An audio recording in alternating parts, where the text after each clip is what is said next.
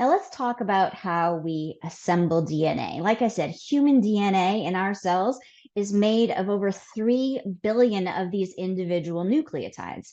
So how do they actually join together? And the answer is the DNA is composed of strands of the nucleotides, and the nucleotides get bonded together. They bond together with a covalent bond. Officially, we call that bond that bonds the nucleotides together, we call it a phosphodiester bond. And I just mentioned that in case you've heard it before and you want to know what we're talking about. It's a covalent bond, and that's the bond that binds nucleotides together, a phosphodiester bond. Now, not only does DNA have one strand of these nucleotides bonded together, it has a second strand, right? And those strands are going to connect together. The bases are going to also bond together through hydrogen bonds. So we have the two strands, the bases are going to fit into the center, and then that whole thing twists into a helix, a double helix, because there's two strands that are twisting into that helix. So if you think about it, DNA sort of resembles a ladder if you sort of unwind it so that it's flat. And on the sides, the sides of the ladders are going to be the phosphate, sugar, phosphate, sugar, phosphate, sugar. And the same thing on the other side. The other side of the ladder is going to be the phosphate group bond to the sugar, bond to the next phosphate group, bond to the sugar, phosphate group. So those sides of our DNA ladder, those are the two strands coming together. We call those the sugar phosphate backbone. And it's just like our backbone, right? Our backbone helps to keep our structure, and other things come off of that backbone. And it's the same thing here, where the sides of that ladder are made up of sugars and phosphate. That's the backbone, because then the bases are going to stick into the middle, and those sort of create like the rungs of the ladder. So I'm going to draw out how these different nucleotides are attached to each other, okay? Where does that bonding occur? So here we have one nucleotide, and you're going to have to excuse me because my drawing isn't so great. So bear with me, okay? My drawing skills, well, I should take a class someday. Let's just say that. So here's a phosphate group. And that phosphate group is attached to our 5-carbon sugar, which I'm going to draw the phosphate group as like a circle. And then the deoxyribose, the sugar it's attached to, I'm going to draw that like a pentagon.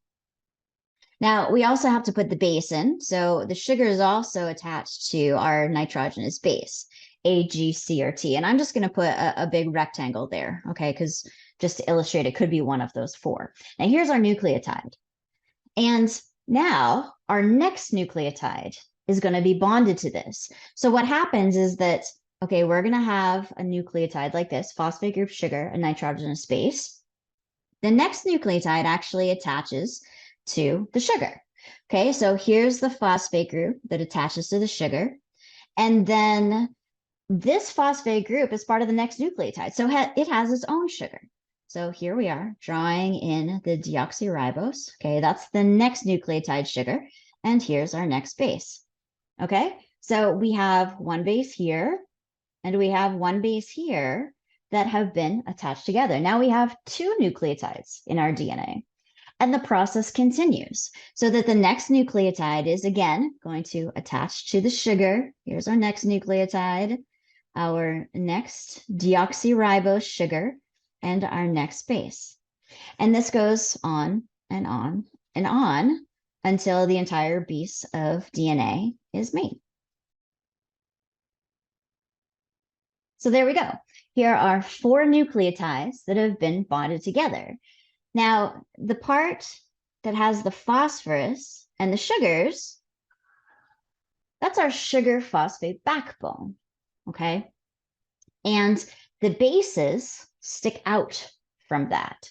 So again, if we're sort of thinking of this as a ladder, we have our sugars and phosphates that create sort of the side of the ladder, and then the bases stick into the middle of it. Those are sort of like the rungs of the ladder. And that's half of the DNA structure right there, because we know that it's double-stranded. There's another strand on the other side that's going to form the other half of the structure or the other half of the ladder.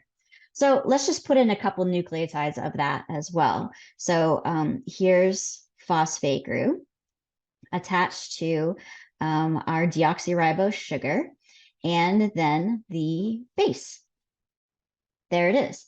Now, the next phosphate group attaches to the sugar. So phosphate group, sugar, and then base. And then the next nucleotide, here's phosphate group. Here's the sugar of the next nucleotide, and then the base. And we can go on and on and on. That's the other strand of the DNA. So what did you notice about how I drew it? Yeah, I drew it upside down. And that's because that strand is actually going in the opposite direction. So in our ladder situation, if this strand was from top to bottom, going from top to bottom, then the other strand actually gets made from bottom to top. Okay, so in this case, we had our sugar phosphate backbone being made from bottom to top, and then the bases of this strand stick into the center.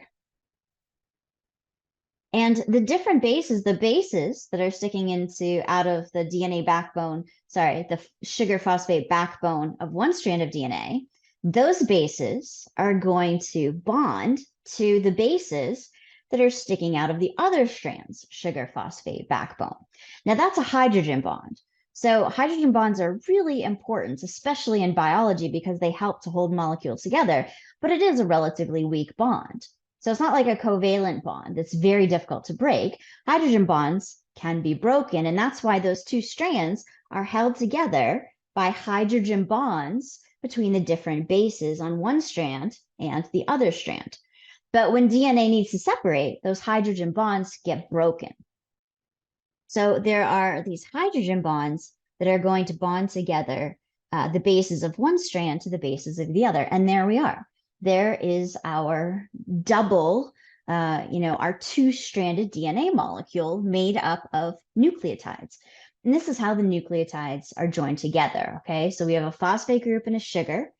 The base is going to stick into the center of the DNA molecule, and the next nucleotide's phosphate group, sugar, binds to the deoxyribose, the sugar of the first base. So we have phosphate group sugar, phosphate group sugar, phosphate group sugar, right? And then that's forming our sugar phosphate backbone. And then the bases are going to stick into the middle. And that happens with both of those strands of DNA. Okay, so we talked about the structure of DNA today. We talked about how all these nucleotides come together. And now it's important to sort of go through and review and see if you can explain and draw out these principles on your own. Thanks for watching. And if you found this at all of use, please like it and subscribe to my page, and that will help other people find this information as well.